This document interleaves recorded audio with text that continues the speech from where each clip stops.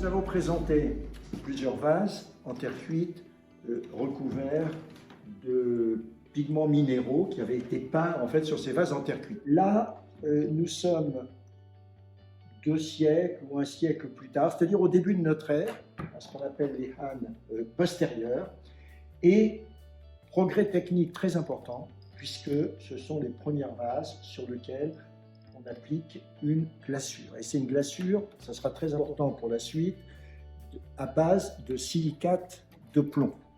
Et ce qui est intéressant aussi de mentionner, c'est que cette glaçure, elle va disparaître ensuite pendant plusieurs siècles. Et en fait, il faut attendre à peu près le 6e siècle, la période Tang, pour retrouver des vases avec glaçure. Et puis ensuite, pendant des siècles, bien évidemment, là, on aura différents types de glaçures. Alors, qu'est-ce qui est intéressant sur ce vase? Donc, c'est le vase, on appelle le vase Yu, toujours cette forme à panse large que l'on connaît bien. Mais ce qui est très intéressant sur celui-là, c'est qu'il est décoré de scènes de chasse.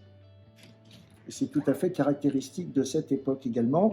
Et ces vases sont rares avec la scène de chasse pour cette raison. Alors, on va voir ici, par exemple, on a un lion, un léopard peut-être.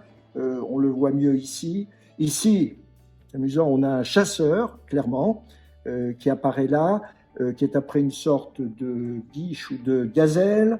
On a quelque part un monstre que l'on va discerner. Ici, un cavalier aussi, que l'on voit. Bon.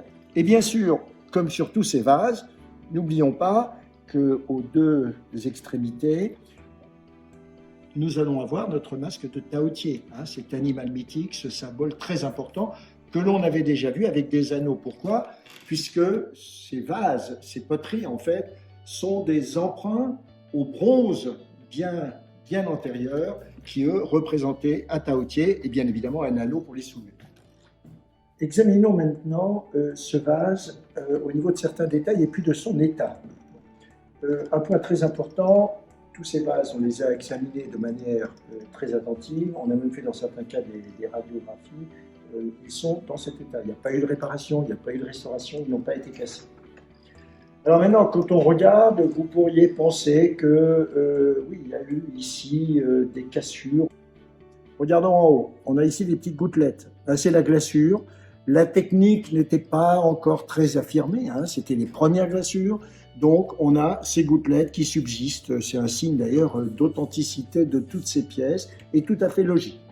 On a également ici ces traces. En fait, ça vient du fait que ces vases étaient cuits dans des fours à peu près à 1000 degrés, étaient mis les uns sur les autres et on séparait les vases avec ce que l'on appelle des pernettes.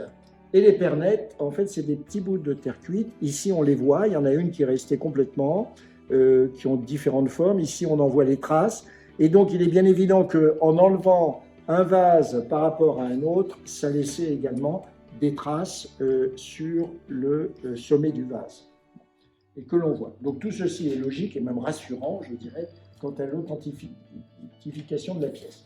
Alors dernière chose, vous voyez ici cette trace, là aussi c'est intéressant. En fait, ça montre les différences de conservation du vase. Cette glaçure, nous l'avons dit, est à base plombifère, de silicate de plomb. Et donc avec un environnement plus ou moins humide, cette glaçure va se transformer et créer des motifs qui peuvent être argentés, qui peuvent être nacrés. C'est un peu ce que l'on retrouve ici. Et donc on peut dire qu'ici, il y a eu clairement des coulures simplement d'eau qui se sont faites, quelles qu'en soient les raisons, parce que le vase était incliné et donc qui, pendant 2000 ans, ont amené en fait cette variation. Ici, pareil, vous voyez, clairement, là, il y a de l'humidité que l'on trouve. Alors, ce qui est assez extraordinaire, c'est qu'on a des vases qui, eux, ont été enterrés dans un environnement très, très humide. Le résultat, c'est ce vase. Donc, vous imaginez, ce vase, au départ, était autant vert foncé que celui-ci. Et là, clairement, dans un environnement très humide, cette glaçure s'est transformée et a amené en fait ces variations ici un petit peu brillantes de nacre argentée avec différentes variations suivant la manière dont le vase a été conservé. Et on voit encore des traces de terre qui montrent que ce vase a été aussi enterré. Toujours nos pernettes, vous voyez, un petit peu différentes, toujours 3 pernettes. Et on en retrouve les traces, d'ailleurs, en haut.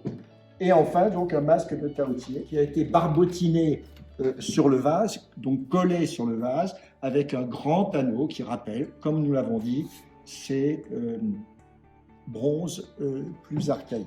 Une chose que l'on peut voir ici, probablement le vase était enterré jusqu'à ce niveau-là, hein, puisqu'on voit bien qu'il y a une différence de ton entre la partie haute et la partie basse, et ceci explique aussi toute cette apparence nacrée, et je dirais même que le vase a été probablement enterré de cette manière-là, puisque vous voyez qu'il y a davantage de consistance entre la panse et le haut du vase.